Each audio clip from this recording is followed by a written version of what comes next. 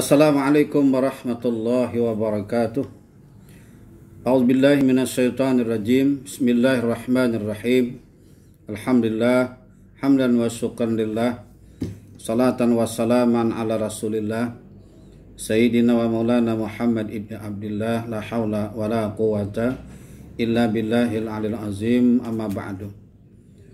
Para pendengar, para pasien, para pengunjung, keluarga pasien, karyawan dan karyawati, pihak manajemen Rumah Sakit Pembalah Batu Amuntai, Bapak Direktur beserta para pejabat struktural dan fungsional, dan masyarakat Rumah Sakit Pembalah Batu Amuntai yang sekarang berada di lingkungan Rumah Sakit Pembalah Batu Amuntai rahimakumullah.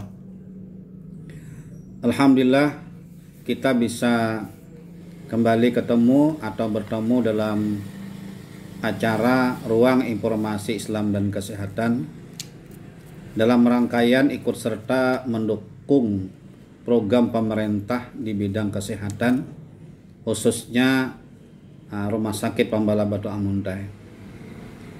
Kita bersyukur program ini hadir dalam rangka ikut serta proses penyembuhan para pasien, karena kita yakini bahwa para pasien tentu bukan hanya mendapatkan cobaan sakit fisik, tapi tentu tidak lepas dari juga cobaan sakit berupa mental atau rohani. Nah, kedua-duanya ini harus sehat, dan kalau sakit, kedua-duanya pun harus kita proses dalam proses penyembuhan. Ada proses penyembuhan dari segi jasmania, ada juga proses penyembuhan dari aspek psikis, rohaniah atau mental, atau yang sering kita kenal dengan psikoterapi religius. Nah, nasihat, tausiah atau ceramah yang seperti biasa kami sampaikan juga dalam rangka ke arah tersebut, ingin memberikan motivasi kepada para pasien dan keluarganya tentang bahwa sakit itu merupakan sunnatullah, dan sakit itu adalah bagian dari ujian Allah dan bisa kita lewati tentu dengan sikap sebagaimana sikap sebagai seorang muslim. Kemudian salawat dan salam tercurah terlimpah keharibaan Nabi kita Nabi besar Muhammad SAW beserta keluarga, sahabat, kerabat ila yaumil qiyamah. Bapak Ibu yang terhormat, nah ketika Bapak Ibu keluar dari rumah, maka banyak tujuan, maksud, kegiatan yang Bapak akan Ibu lakukan. Dalam bahasa sehari-hari namanya begawi, bercari, berusaha. Nah, begawi, bercari, berusaha itu tentu dengan berbagai macam jenis, berbagai macam keterampilan, berbagai macam skill. Nah, dari pekerjaan itu tentu kita berharap mendapatkan hasil. Ya. Pertama adalah hasil mudah dalam urusan, kemudian hasil dalam bentuk uang, dalam bentuk jasa, dan sebagainya. Jadi kita keluar dari rumah itu dalam rangka menjemput rezeki kita. Kan rezeki kita itu sudah Allah tentukan, tapi tidak tahu berapa rezeki kita pada hari ini. Allah tentukan rezeki kita. Usaha kita adalah ikhtiar, bersyariat, begawi, bercari, berusaha. Selebihnya kita serahkan kepada Allah Subhanahu wa Ta'ala. Bapak Ibu terhormat, nah berarti setiap kita punya pekerjaan, punya gawian, punya usaha. Lalu bagaimana pandangan Islam tentang begawi, bercari, berusaha ini?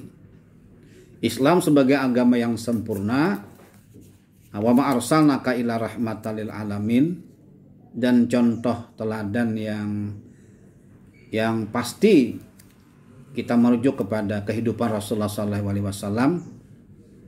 Maka setiap pekerjaan itu seharusnya meningkatkan iman, memperkuat ibadah, menghasilkan pahala, dan menurunkan rahmat kepada yang bersangkutan.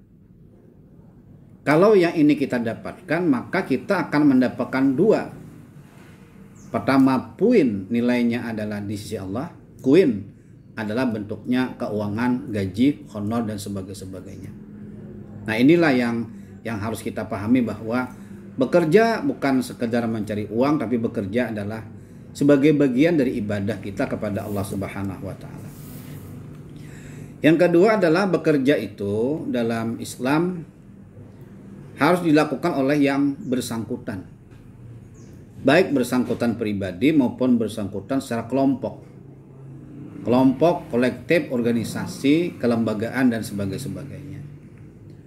Maka orang yang bekerja yang niatnya ibadah kepada Allah itu di sisi Allah sangat tinggi sekali nilainya. Innallaha yuhibbul mu'minal mukhtarif.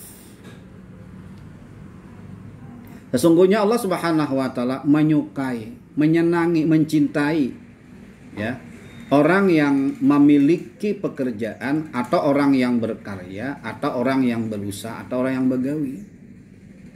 Jadi tidak boleh kita berpangku tangan. Kita harus mengarahkan segala potensi yang Allah berikan kepada kita. Ya. Jadi ada sebuah peribahasa, kalau kita menanam padi, yang tumbuh padi hasilnya padi. Tapi apakah rumput juga ikut tumbuh? Bisa. Tumbuh bisa ikut rumput.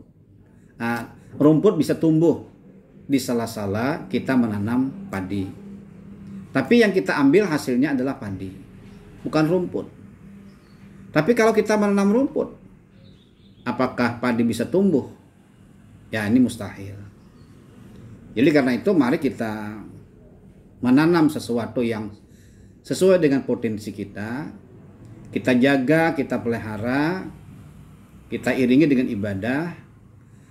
Nah, ya wajarlah ada halangan, tantangan, cobaan dan sebagainya. Nah, halangan, coba, rintangan ini dimisalkan seperti rumput lah. Ya, mungkin dalam pekerjaan kita banyak kendala-kendala yang kita hadapi. Tentu kendala itu ada yang bersifat person, pribadi, kelompok dan sebagainya. Tapi kalau kita konsisten istiqamah dalam pekerjaan kita, maka yang tadi kami sampaikan dari awal, kita bukan hanya mendapatkan honor atau gaji, tapi mendapatkan nilai ibadah di sisi Allah Subhanahu wa taala. Dalam hadis riwayat Bukhari, Nabi sallallahu alaihi wasallam bersabda, "Ma akala ahadun ta'aman qattu khairan min ayyakula min amali yadihi." Tidak ada makanan yang lebih baik dari seseorang kecuali makanan yang diperoleh dari uang hasil keringatnya sendiri. Jadi Allah sangat senang kepada orang yang bekerja keras. Tapi ingat, bekerja kerasnya jangan lupa ibadah kepada Allah. Kan kita bekerja itu kan Allah yang membantu kita. Bisakah kita bekerja kalau organ tubuh kita tidak berfungsi dengan baik? Tentu kita ada mendapatkan halangan. Nah, tapi kita diberikan Allah tubuh, fisik, organ-organ tubuh yang lain. Itu artinya Allah sudah menyediakan potensi-potensi kita. Tinggal kita mengasahnya. Nah, tentu berbeda-beda kita ini. Ada yang mahir itu, mahir ini dan sebagainya. Ya. Jadi para pendengar sekalian, nah kalau umpamanya kita sudah biasa bekerja dengan ibadah, dan kebetulan Allah uji kita dengan sakit, tentu bapak-bapak, ibu-ibu untuk sementara istirahat, karena sakit itu lebih utama untuk kita sembuhkan dulu. Kan tidak nyaman kita bekerja kalau dalam keadaan sakit. Maka ketika kita bekerja, pekerjaan kita sudah baik dan benar, lalu kita sakit, berarti Allah menyuruh kita istirahat. Ya, kita mengatur, kemudian kita mereka ulang tentang hal-hal yang mungkin selama ini ada kesalahan dan sebagainya. Jadi kalau bapak ibu-ibu bekerja kemudian sakit, maka kita istirahat, bekerja dengan sebaik-baiknya. Nah, jangan dipaksakan. Nah, karena tidak nyaman kalau kita bekerja dalam keadaan sakit. Maka lebih baik kita istirahat. Untuk memulihkan konsentrasi kita, memulihkan kesehatan kita, agar apa yang kita lakukan itu akan lebih baik Nah, oleh karena itu inilah pentingnya kita ini bekerja dengan baik, dengan benar. Kemudian kalau kita bekerja bersama orang lain, kita juga bekerja baik dan benar, karena itu bagian dari wasilah kita untuk mendapatkan rahmat maghfirah Allah Subhanahu wa taala.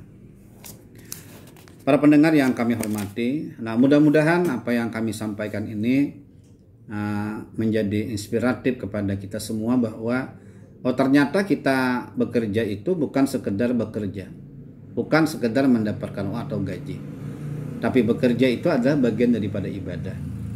Kalau sudah ini kita pegang, maka setiap tarikan napas pekerjaan kita awal sampai akhir itu bernilai ibadah di sisi Allah Subhanahu. Demikian, terima kasih. Wallahul muwaffiq ila aqwamit thoriq. Assalamualaikum warahmatullahi wabarakatuh.